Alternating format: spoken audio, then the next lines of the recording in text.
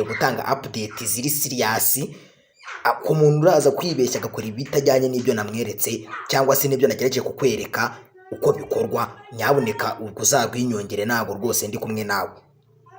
Icyo kintu tujye tucyumvikanaho neza cyane kugira ngo ibintu tujye tubigendanamo neza. Yes, murabona baduhaye kuza gushyiramo Ethereum address. Murabibona niyo bari gusaba address yo muri Ethereum. Ni uvuga ngo wayikura muri metamask, wayikura muri trust wallet, biraterwa na nozo ufite.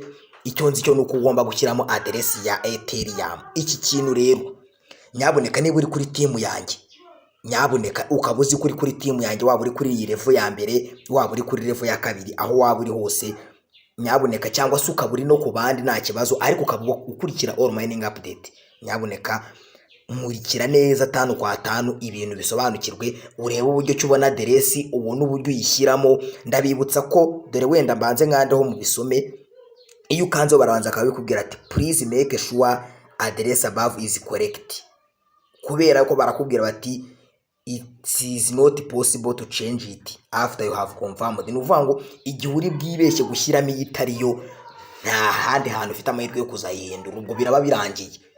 Ako kantu mujye mukumva. Ni ukuvuga ngo ku bamayininze ko murabyibuka, wenda reka mujye minanga n'urugero ku bintu bisanzwe.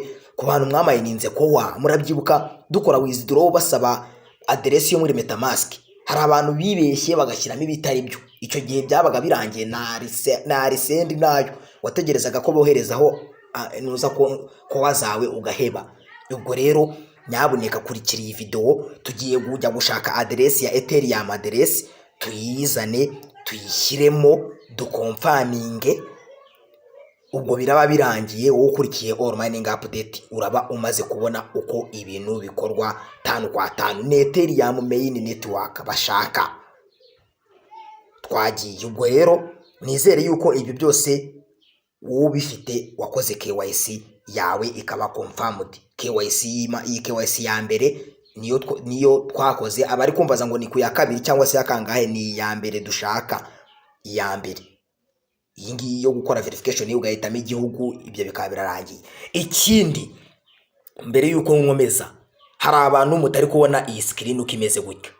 Dore bibabwire rwose, njye mbabwira ibintu hakiri kare. Hari abantu mutari kubona screen imeze gutya itari iyi wallet address, nta kindi kibitera. Murabibabwira nubwo amatwe mama bayavuniye mu ibiti. Dore ikintu kibitera cya mbere mitena nakikwereka hakiri kare, application yawe ntago ari update.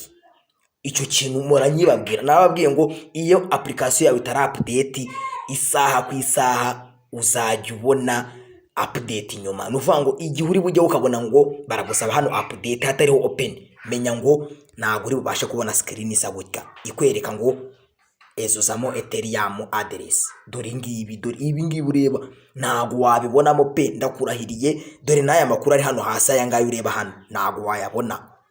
Urasanga aho yego ibi ngibi byawe byo mining ufite, urabona haba refo bawe, urabonaho buri kantu hano urakabona pe. Ariko izi future nshyashya baba bashyizemo, dore izi uri mu bantu ba mbere batari bubasha kuzibona. Ubwo rero marabibabwira ngo mujye mu making sure ko application zanyu ziri update. Yes, twikomereze. Tugiye kuzana address wallet yacu ya Ethereum. Ngiye kuyizana muri metamask yanjye. Twagiye dufate metamask ngiyi, mbibutsa ko ni wallet address ya Ethereum. Abantu mujya mwibeshya ukagenda ugapfa kuzana ibyo ubonye ukibeshya ku bindi bintu. Nyaboneka kurikira video neza 5 kwa 5 urebe ukuntu ibintu bikorwa my friend. Ku bantu mudafite metamask, twakoze video yerekana uburyo bafungura metamask ugahabwa passphrase amagambo 12 ukayabika. Ari amagambo 12 ugomba kuyabika ahantu my friend, kuko niyo wallet yawe. Ku bantu mudafite metamask, gerageza ugende uyishake. Yes, metamask yanjye amaze gufunguka. Ikimara gufunguka mwese muri kubibona harimo kowa. Dore kowa ngiyi ni irimo, murabyibonera harimo kowa chain. Iyi kowa chain rero kubirimo ntago ariyo bari kudusaba, hataza kugira umuntu yitajyaho ngo yibeshye ngo urakandaho ngo yitukanda receive. Dore ngiyi receive ngo mfata address. Iyi na address ntago ari iya Ethereum. Kurikira neza urebe uburyo ki ubona address yawe ya Ethereum. Ikigera hangaha muri metamask yawe, ukabona bimeze bitya, banza umaking sure ko harimo Ethereum hano. Niba itarimo ukaba ubonaho wenda hari abantu bafiteho Omega, hari abantu bafiteho Kowa, hari abantu bafiteho izindi nyinshi za Arbitrum n'izindi nyinshi, icyo usabwa wowe kurikira kugira ngo tuyibone rero, urakanda hano hejuru, sorry reka tubikore neza, urakanda hano hejuru aha kuri Kowa chain, murahabona neza cyane, ndakeka mwese muri kwabona, urahakanda. Ukimara kuhakanda murareba harimo coin nyinshi, dore zirimo za Polygon, BNB, Sidra chain, Arbitrum 1, Kowa. Icyo dushaka twebwe turi gushaka iyo bita Ethereum main network, dore ngiyi irimo muri metamask yawe. Niba utari kuyibonamo hano, hari abantu ibitarimo hano live ako kanya, icyo ukora urakanda kuri add network hano, ubwo reka mbanze mbafashe, irabiri muri izi dore ziri aha ngaha.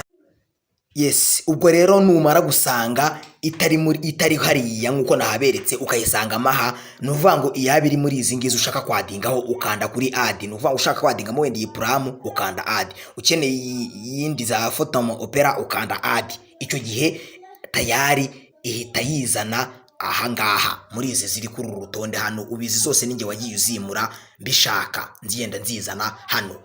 Ubwo twebwe turahitamo iyi Ethereum main network. Aha, yes, ukimara kuyibona barakwereka ko nyine uyihisemo kugira ngo ize muri chain zawe ukeneye, ukande go ETH.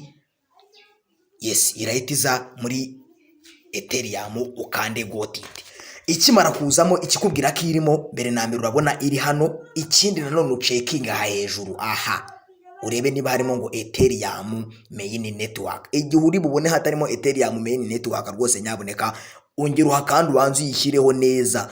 Yes, aderesi rero ubwiboneka ubishatse uhita ukanda dore aka kagamba hano, aha ugakora copy, aha ndakeka muri kuhabona, aha, cyangwa se ukabanza ugakanda kuri iyi Ethereum ya nyayo, aha.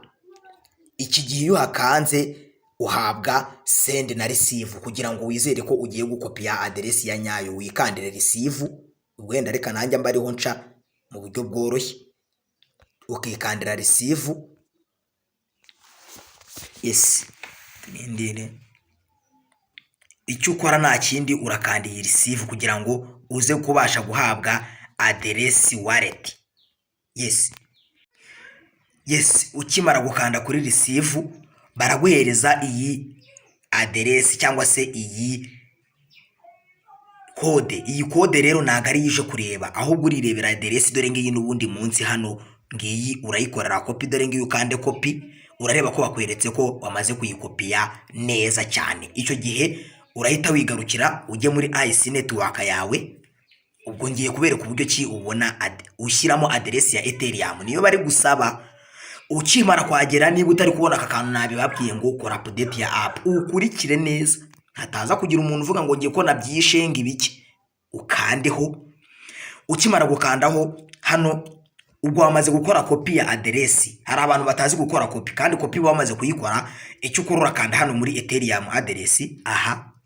Iki gihe urabanza ubwirwe ngo please note that individual have added the Ethereum address, their account are not liable to become one on the top magana validators white paper for mainnet launch. Novanga ibyo ugiye gukonfaminga aderesi yawe, ukande confirm.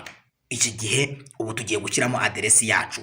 Ukimara kugeraho, ukimara gukanda confirm bwa mbere, nabibabwiye ngo baracyakwibutsa ngo dore nguyu mutuko wabanje kubikubwira nagihinduka ya yindi wazanye ya aderesi.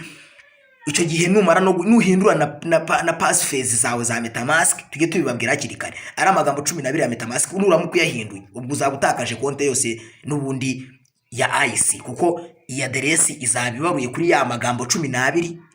Ubyibuke neza. Ubwo turongera twikandira hano kuri Ethereum kugira ngo tuyadingemo. Hari abantu batazi gukora paste rero. Abantu umuntu akaza akagenda agafata aderesi akayandukura, akandika wenda turebe ngo 0, akarikije uko byanditse ngo x naga aderesi muri cryptocurrency bajya bayandika. Aderesi urayikopiya ukayipestinga. Gupestinga abantu mutabizi, urareba kano kantu kari gutera hano, tujye tunabigisha hakiri kare. Aka kantu kari gutera uragakanda aho usa nk'utinza, kwa kundi ugiye nko gusiba nk'ifoto, ugakandaho gutyo ugatinza. urareba bahita bakwihera ijambo ngo paste. Dore ngiri iri jambo rero iyo urikanzeho ngo paste, ya aderesi wavanye muri metamask, ya yindi wakuye muri metamask ihita igaruka uko wayikuyeyo neza, nta kindi kintu gihindutseho, nta kindi kintu na kimwe gihindutseho. Iki gihe ubu aderesi yacu twamaze kuyishyiramo, icyo dukora turakanda confirm aderesi aha hasi. Ubwo tugiye gukonfirma aderesi yacu. Nyaboneka wowe wakurikiye neza uko ibintu bikorwa, ejo hataza kugira ikintu uvuga ngo si wabimenye ukaza gushiduka wabyishe. Dore barabanje baranakwereka bati are you sure that iyi address is correct, it's not possible to change it after you have confirmed. Barabanza kandi kwiwereka, barabanje barakubwira are you sure. Ako kantu mujye mukumva neza, barabanza akakubwira ati are you sure to confirm this. Iki gihe numara gukonfirma ukanze kuri confirm, aha confirm tayari ubu tuvugana aderesi yamaze kujyamo. Dore ngiyi ntabwo bakinsaba kwirwa nyishyiramo, dore murabibona ko tayari ngiyi aderesi bayiteretsemo. Dore ngiyi ntabwo nemerewe kuyihindura. Ubu ni ukuvuga ngo passphrase zanjye zo kuri metamask ntabwo ziri bwigere zihinduka, ni za zindi n'ubundi. Ubu passphrase ari amagambo 12 yo kuri metamask niyo nahisemo nzajya nkoresha no kuri